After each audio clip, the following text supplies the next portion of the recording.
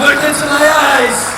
When you see me on a show, when you see these fans, you know you've got the best in the damn world. This is the Wrestling Matters podcast where we stand up for professional wrestling. Here we fucking go!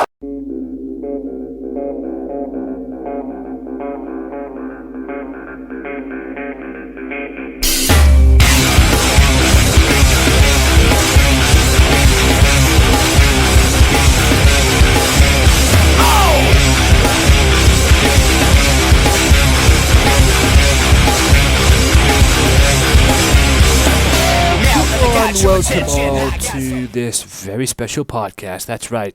My name is Anthony Walker. On behalf of the Wrestling Matters channel, the Wrestling Matters podcast, and SoundCloud.com, where you can hear this podcast only on, I'm bringing you my review on ICW Shug's Hoose Party 3. That's right. I had nothing else to do this week. I've got a CWC coming up this week, so look out for that as well. But I had the day off, basically, of doing WCPW, because WCPW didn't return to screens anyway, till August 8th, rather. So, I thought I'll bring you something this week, because out of my goodness of my heart. Now, I covered this, previewed it even, on the podcast, so I thought I'll give you this exclusive to the channel. That's right. You can download this for free on SoundCloud when it goes up on SoundCloud, and, yeah. It is ICW Shug's Hoose Party 3. That's right. ICW Shug's Hoose Party 3. Hope you guys will enjoy this. I am going to do this way. Part 1, we'll have the match up until DCT's match with Bram. And then I'll do part 2 after a quick commercial break, because I'll put a few promotions in there for you guys to check out as well. So basically it's just like a normal podcast. Maybe a little bit shorter than normal. But anyway. So, ladies and gents, boys and girls, Shug's Hoose Party 3, which I believe is ICW's very first pay-per-view. Pay-per-view, in fact. And it kicked off something very intriguing that was there. ICW Fight Club, the Fight Network thing that they're all on, was represented at the show with Billy Kirkwood by SoCal Val. Now, many of you people remember SoCal Val being in TNA and all of that. Yeah, she now works for the Fight promotion network thing. So, yeah, it was good. It was very intriguing in seeing her. But matches-wise, kicked off with the tag team titles. Local Fire against Wild Boar's team, which is, I believe it's Bird and Boar or something like that. I don't know. My bad if I got that wrong. Local Fire did their Bloodhound Gang entrance, which I thought was hilarious. Good tag team match to kick off. Local Fire controlled things earlier on, and then Local Fire were dominating most of the match, but a mistake allowed the other team to get back into it. Bird and Boar had a great tag team continuity because they were working on the leg of Stevieboy, which was great. Great match to start. It ended, though, with a double freak of nature, which saw Local Fire get their first World ICW Tag Team title. But an intriguing situation after the match. It ended with the Local Fire becoming the new World Tag Team Champions. However, the old Tag Team Champions showed up. Polo Promotions, Jackie Polo and Mark Coffey, out of nowhere, with the old ICW Tag Team titles.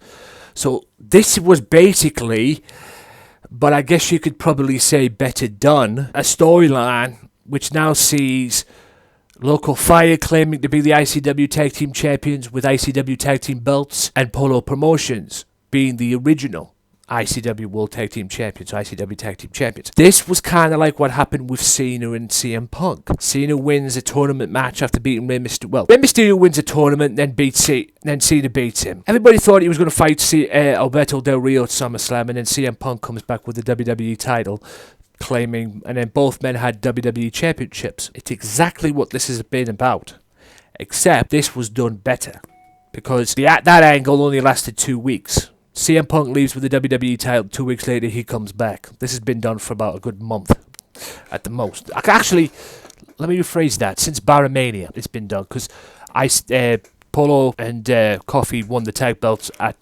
Barramania after beating the 55. So, yeah, it's been done very well. What will happen? I would imagine there'll be an undisputed ICW tag team title match at some point. When? I don't know. My guess is Fear and Loathing. Match number 2 saw an early kickoff because Lionheart attacked Kenny Williams during his entrance, and a great match between the two. Yeah, it was for the Zero G title. A great match between the two. Quickness from Kenny Williams. He's a little cruiserweight and a very good one at that. Lionheart using his skills and everything. Kenny does a moonsault off the bar, which is one of my favourite moments of the match, because the match ended up at the bar area, and Kenny just climbs up to the top of the bar and just does a backflip moonsault, which was fucking incredible. Lionheart had most of the control of the match. Kenny on occasion came close to winning, and the match was, in my opinion, and this was my opinion from what I saw, the match was relatively even. Towards the end, though, Kenny Williams hit Springsteen McQueen, gets a 3 count, but Lionheart had his foot on the ropes before the 3. Everybody thought Kenny Williams won the Zero G title. He didn't. Thomas Kearns came down, had to restart the match. Lionheart kips up, 2 super kicks, and a rock bottom gets Lionheart to retain the title. I can promise you this, guys, this feud is not over by a long shot, okay? Not over. We will probably see this match again at some point. Like I said, I don't think Kenny Williams will give up his quest for Lionheart, because the only way he can get his so-called revenge on Lionheart and get what he wants out of Lionheart is if he wins the Zero G title and takes what Lionheart has. That's the only way he could win this feud, is take the Zero G title. And he hasn't done it yet, and I don't think he'll give up his quest. Now, LT Degree, which was a very weird segment, I'm not going to lie. So, Liam Thompson and Debbie Sharpe come to the ring. I'm just reading this from the website that I got it from. Liam Thompson declares his love for Debbie, but she informs him that she didn't love him back. She instead loves Sammy Jane. Sammy Jane came to the ring and told Debbie that she didn't love her. Liam Thompson then pushed over Debbie Sharpe and attempted to attack Sammy Jane. The House of Saint then made their way down, led by Christopher Saint. One of the drag queens of the House of Saint slapped Liam Thompson before Christopher Saint kicked him in the head. That's basically what was it. A very weird segment for something that was on pay-per-view. That's all I'm saying. But hey, this is ICW. Emphasis on the word insane. Now for the main event of the first half, which saw DCT and Bram. 1 year in the making. All started at last year's Shug's Hoose Party 2.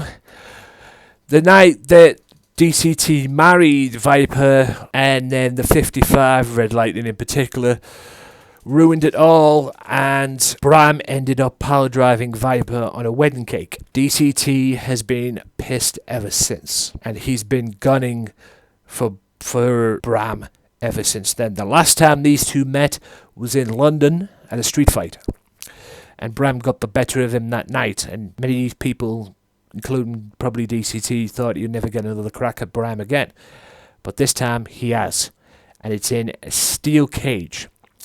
The fight was in the crowd because as Bram was making his entrance, DCT didn't wait, he just went straight after him. Mistake allows Bram to take control of the match, and because DCT, like I say, early on, got hold of him and started beating him up outside, and then one mistake allows Bram to take control, and quite frankly, in my opinion, dominated most of the match. A very good portion of the match was dominated by him. Flex then got involved. Both men did take it to each other. Flex then got involved. Flex Hunter, who's the bodyguard, security, whatever you want to call him, for Red Lightning. He then got involved. Viper then comes down, tries to get into the cage, and dives, and then ends up climbing up on the cage and dives on Bram and Flex. A scoop power slam, which was my favourite one because it was like a scoop power slam, climbed up the rope, like what Ric Flair used to do, but he just grabbed him by the ear and just slammed him off, which was the damnedest thing I've ever seen. And DCT had many occasions to win the match by climbing out, but he didn't want to, and puts an exclamation point by power driving Bram to get the victory. And then after the match, Viper got power driver in.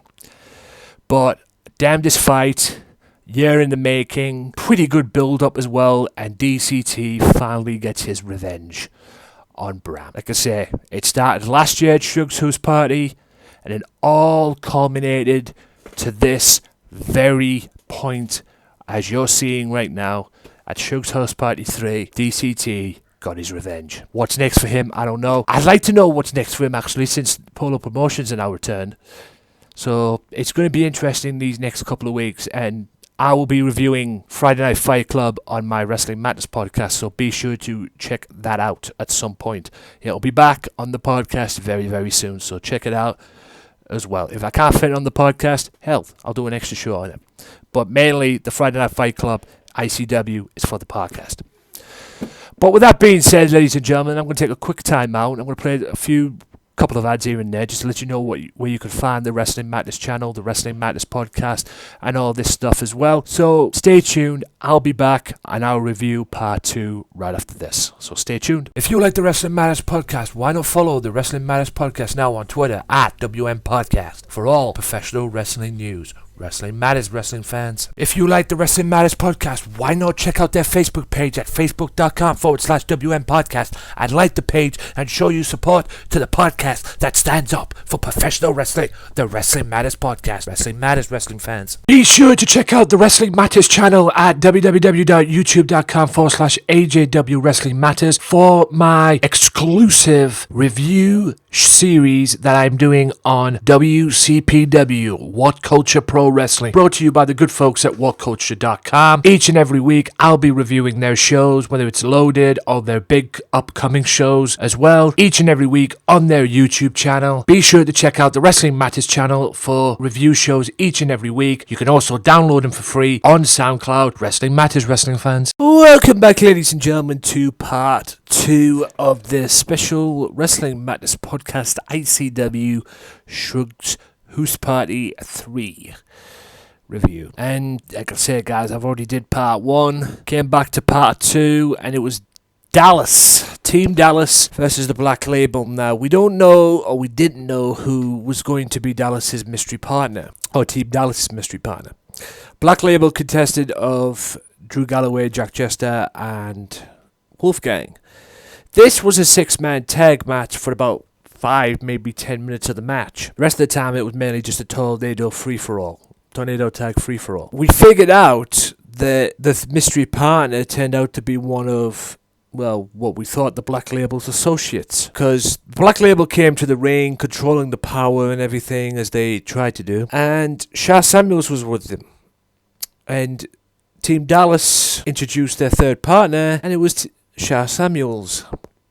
Rips off the coat that he was wearing, and has an ICW t-shirt underneath Team Dallas. And Black Label dominated the early part of the match, and then it was like a tag match coming in, but mainly most of the match rather, it was just a full-blown fight. Jack Jester then one time cheap shots Dallas and throws him into the ring to Drew.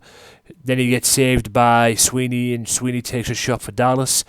Dallas is then attacked by Red Lightning, who had a club in his hand, or some sort of stick pipe or something.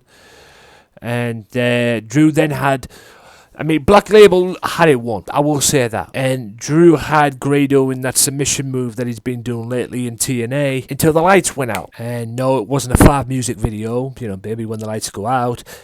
The lights went out, and Renfrew came back. That's right. NAK's boisterous leader, banished by Red Lightning a while ago, came back, hit a stunner on Drew Galloway, and thanks to Chris Renfrew, Dallas is now 50-50. It's all 50-50. And yeah, Dallas executes part 1 of the master plan to get his company back from the evil hands of that goofball Red Lightning. And hopefully part 2 will no doubt come to some point, but it'll probably be at Fear and Loathing. I would imagine part 2. It'll probably come down to it at Fear and Loathing. But we'll see. That's when this whole thing started. It actually started right after Fear and Loathing, actually. and Fear and Loathing. And yeah, it'll probably end at Fear and Loathing, if not that show as well. So it's going to come to that point. But Dallas is now 50% owner of ICW, even though he is the full owner of ICW. But it's 50-50. And this war's only just begun. It ain't over by a long shot. Next match was the Filthy Generation, which contested of Stevieboy and I've got to give a credit to gorgeous Kaylee Ray against BT Gunn and his partner, another mystery partner, which turned out to be Carmel, an old rival from Kaylee Ray's past. And it was hard to describe this match. You'd have to go and see it yourself or watch it yourself, because it was fast-paced action at its best. Back and forth stuff. Great match. And it was just a great match. Highlights were the miscue by BT hitting Carmel with a chair. Stevie almost got the win out of it. And then BT tries to go... I think Stevie went for the Glasgow Destroyer, as he calls it. BT countered it. He was good about to go for a move, and then Kaylee Ray whacks him with a chair. And Filthy Generation get the victory. And then the post-match beatdown ensued at the end. This feud between BT, that's what basically this is all about. It's not just BT versus the Filthy Generation, it's BT versus Stevieboy. Question is, will Chris Renfrew now get in the mix? Because he's now the lone wolf, as he's been called, the lone ranger, if you will, BT Gunn. But since Renfrew's back, will the NAK reform? To wait and see. All in all, it was a great, fast-paced, hard-hitting match, and you have to see it to believe it, because it was really, really good. Really good match. 6-man war, because that's what it was. It wasn't a 6-man tag. It was a 6-man war between Mustache Mountain featuring Lewis Garvin and Legion. Complete chaos from the start. All 6 men made an impact in the match, and Michael Dante proved that he could fly as well. Just fast-paced action at its best, hard-hitting stuff, wrestling, you name it, it was in, and it ended with a top rope power driver, then a clothesline. Well, top rope power driver, 2 count, then a clothesline by Trent Severin saw him get the victory for his team. Just hard-hitting, bell-to-bell action. I believe they fought around the ring. It was just amazing 6-man tag, and that's how, in my opinion, a 6-man tag should be. Just turn them loose. That's what it was. It's basically the gun in the ring, no 6-man tags, no need for tags or anything like that. Just get him in the fucking ring and turn him loose, and that's what they did. They literally battered fuck out of each other. It was just beautiful, absolutely beautiful to watch. And it all ended after the match. Mikey announced that he had no longer wanted to be in the main event of Fear and Loathing, and stated that Trent Severin deserved it more. Will Trent Severin give his wish? Will he be in the Fear and Loathing main event to face the ICW Heavyweight Champion? Tommy then delivered a farewell speech to the crowd, which is headlines all over the world, on the internet anyway, because we all know he's been rumoured to go to the WWE and NXT.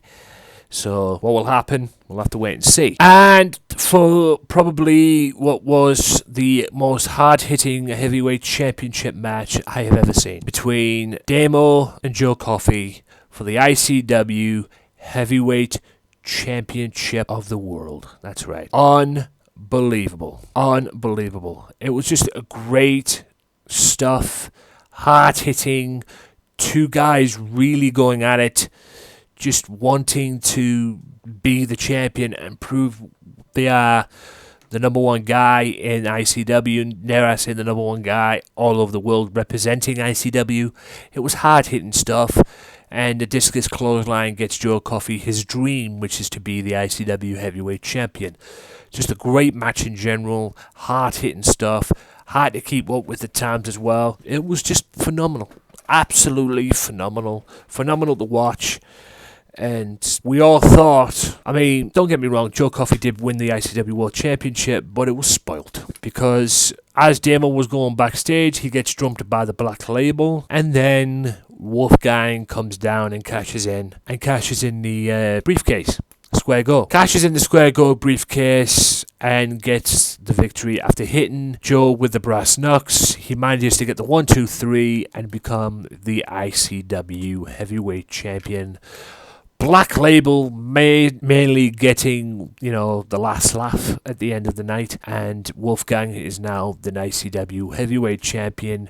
Basically, the Black Label pissed all over, royally pissed all over Joe Coffey and his chance to become ICW heavyweight champion. Question is, where does this leave the ICW world champion? We all know he'll defend it at Fear and Loathing. Question is, who will it be? Because like I said, there's the Trent Severin thing that's going to go down between now and Fear and Loathing. Let's get Trent Severin a title shot. But will they give it to, the Joe Coffey, and let Joe Coffey, because we all know Fear and Loathing is ICW's WrestleMania, to be honest. Yes, there's Baromania as well, but that's their show. Fear and Loathing is their show. That's the number one show. And like I say, I would probably see Baromania as more of a SummerSlam show, even though it's a match. But, Fear and Loathing is the show. Kurt Angle's competing on there. Raw's GM's going to be there as well, Mick Foley. It's just going to be, it's just going to be unbelievable. Fear and Loathing is in November, and I cannot wait. Absolutely cannot wait. It's going to be amazing, and ICW Shug's Hoose Party was just probably the most craziest thing I've ever watched. Just insane, as the title says, insane championship wrestling. 10 out of 10 for me. I enjoyed it, absolutely enjoyed it, and I look forward to seeing more ICW content. As you can only see this, guys, on ICW On Demand, and like I say, you'll get to see Fear and Loathing on pay-per-view as well, because they'll be back on pay-per-view in November. But not bad for a first show that was on pay-per-view for ICW. In my opinion, 10 out of 10. Thanks for listening to this podcast, guys. Hope you guys have enjoyed it. Be sure to check out all my other podcasts, even episode 122 of the Wrestling Matters podcast. And also subscribe to the Wrestling Matters channel as well. Leave a like, share, subscribe to the Wrestling Matters channel for more podcasts just like this. August 8th, I'll be back with WCPW. Also, look out for my CWC podcast as well this week. And until next time, guys, Wrestling Matters, and I am proud to be a wrestling fan. ICW, IC-fucking-W. See you next time, guys. Peace. Well, enough is enough, and it's time for a change. Professional wrestling, this is it. This is us standing up. Yes, yes, yes, yes, yes, yes. That's 13-14. Make it till death. Dina, I am the best in the world. 'Cause that's the bottom line. 'Cause Stone Cold Simpson.